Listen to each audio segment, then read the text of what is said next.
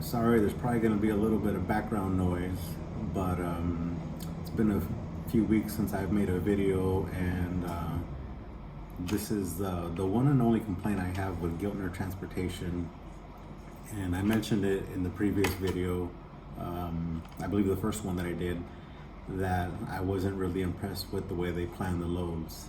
And today, I haven't changed with that opinion because they're just still not very good. And what I mean by that is,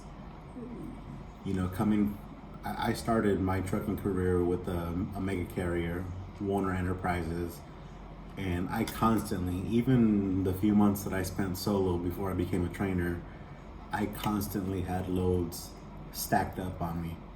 And especially going into a weekend, um, I never, maybe a handful of times going into Laredo or an area that's just not too good for freight. Typically Laredo on the weekend was pretty rough for us, but typically anywhere else, I always had some type of stack, or hey, you can have a day wait or whatever, but you got something coming up. And with these guys, I don't have a problem moving. I'm probably doing an average of 4,500 loaded miles per pay period. And now keep in mind, our pay periods are bi-monthly, so they're about 15 days in a pay period for us, and it's whatever, but not that that's important. Um, but it's the same thing. I'll pick up a load, one day, and let's say it's an 1,800 mile run, which I'm happy with. Most of the loads are pretty decent, 1,000 miles plus, 12, 13, 1,400. This last one that I did, picking up off of my home time, is 1,850, or I believe the total was 2,000 with some deadhead. And, but I'm gonna have to call in tomorrow and be like, hey, and it's the weekend, I don't even know what's gonna happen, but be like, hey, is there anything? And they're gonna tell me the same thing, which is, they're gonna work on it, or the planners will come in on Monday, whatever. Well, I deliver Sunday morning, and so it is what it is. The other issue I had, and it was just this recently, is it's my first scheduled home time that I just completed, and I got home 2 days early. Actually, I got home almost 4 days early, and so I got home Sunday night or Sunday afternoon. I delivered Tuesday. They wouldn't take it any earlier, so truck sat for 2 days. I went and delivered Tuesday morning, and took the truck back to the truck stop because that's where I keep it, and got a message saying, hey, you're going home, correct? And maybe I'll include a picture of that if I can figure that out right now. And I said yes.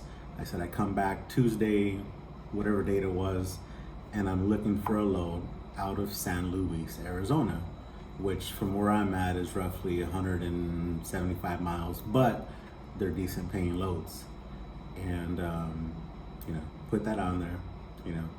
So Monday comes, I call in the morning, probably 9 o'clock, 10 o'clock, call, and I say, hey, so-and-so, whatever, tractor number, and I said, do I have anything on me yet? She says, no, but they're gonna come in, and they'll schedule the loads this afternoon for tomorrow. Okay, didn't happen. Call in again the next morning, Tuesday, again, my scheduled departure day, and no, you don't have anything yet. Okay, hang up. They send me something, and it's not where I said I wanted. And keep in mind, I don't have to accept a load that I don't want. It's my prerogative that I can wait it out or whatever. So they sent me over a load picking up in Tucson, Arizona, which distance-wise is not much different. It's probably 140, something like that. But that's not the point. It's about rate. So it was going to be more likely a brokered load. It was trash. The money was trash. Um, it was going to Salt Lake City. I don't like that routing. The only positive would have been that I probably could have got a decent paying load picking up in Idaho, just across the state line there, and probably coming, where would that load go? Texas or something like that. So that would have been okay, but no, that's not what I wanted. I called him up and I said, no, I said, I explained to you what I was looking for, and the guy was kind of a smart ass. And he goes, okay, I'll let the planner know your demands. And he said it like that, okay, whatever. And it's not so much demand, and I wasn't trying to be picky, but I told you on Tuesday when I was coming back and what I was looking for. You had a week to figure this out. And, I'm really big on communication. And the dispatchers I worked with in the past, they communicate with us, let us know what's going on so we can make this flow easily. And these guys are in a transition phase.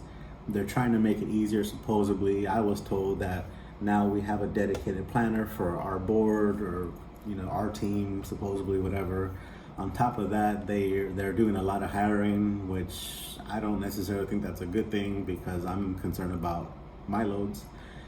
And so they're going through some changes. And I've only been here now, let me see, I'm on my 5th complete pay period, I believe. So, I've been here since early February, so not even quite 4 months, maybe 3, March, April, May, so 3 months. And I'm just not impressed with their planning. I understand, I grade them on a curve because I know it's refrigerator freight. So it's a lot of live unloads and stuff like that. Well, a lot of live loads to begin with, and their appointment times and stuff like that. So I understand all that, but what I explained to the dispatcher before was, hey, we take to these customers over and over again.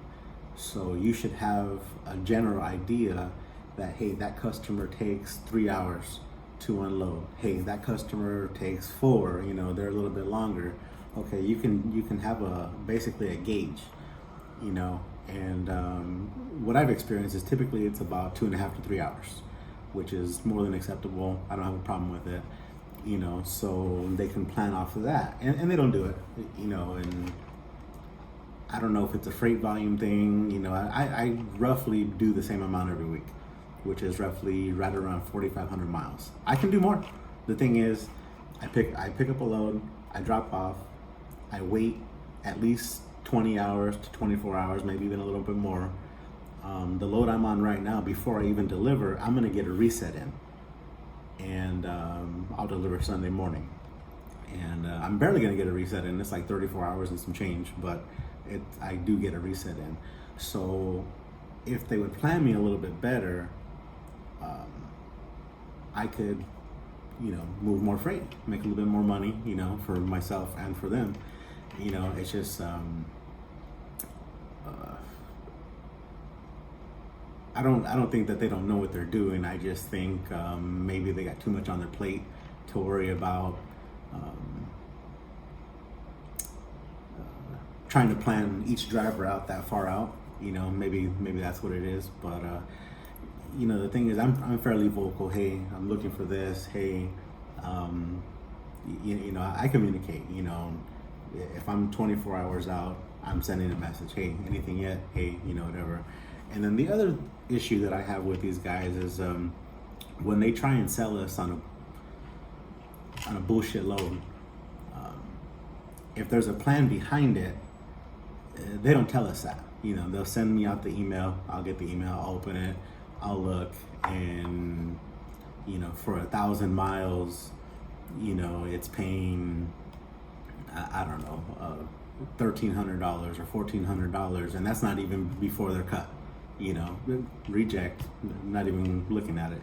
They'll send me a message. Well, hey, we're only got you on this load because on the back end over here. Well, you got to say something. You got to say that's the plan. I can't guess that that's what you guys are doing. And so stuff like that. And it's been that way since I've been here. That's my only complaint with these guys. And the other part, and this they won't fix it because it's not in their interest to fix it. I understand that the lease operators are competing for loads with their company guys.